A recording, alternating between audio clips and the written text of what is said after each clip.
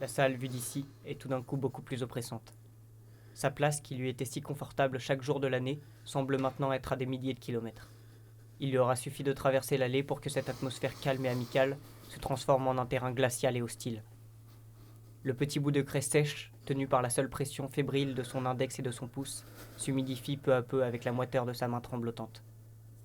Devant lui, une surface noire vide, dans laquelle le seul tracé montrera son incapacité à répondre correctement. Il lève les yeux, priant pour que les aiguilles viennent le secourir en s'alignant, sonnant la fin de ce moment atroce. Mais le temps semble figé, et la sensation des regards dans son dos, tous fixés sur lui, le presse. Malgré le silence de mort, entrecoupé de lourds tic-tac qui parcourent la pièce, les seuls sourires en vue de la situation se transforment en ricanements bruyants dans sa tête. À sa gauche, une ombre terrifiante se dresse devant lui.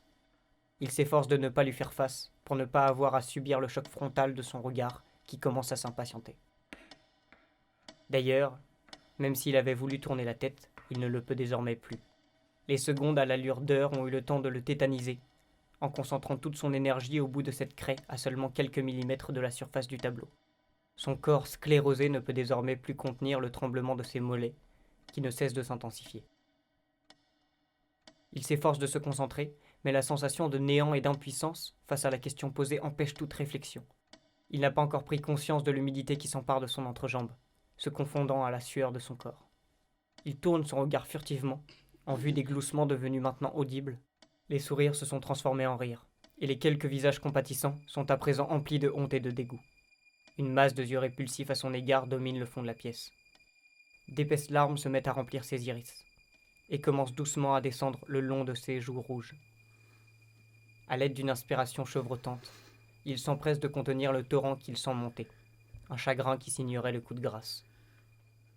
Il s'imagine déjà les ravages de cet incident, et comment il va devoir affronter les messes basses omniprésentes dans les bouches de ses camarades. L'envie de sortir de cette situation lui fait soudain presque plus peur en sachant ce qui l'attend. C'est alors qu'une sonnerie assourdissante vient rompre le murmure ambiant de la salle de classe. Il lève les yeux vers le regard péniblement affligé du professeur, dans l'attente d'un geste qui lui indiquerait qu'il peut enfin partir. Le professeur lâche un grand soupir. Ouais bon, tu peux y aller.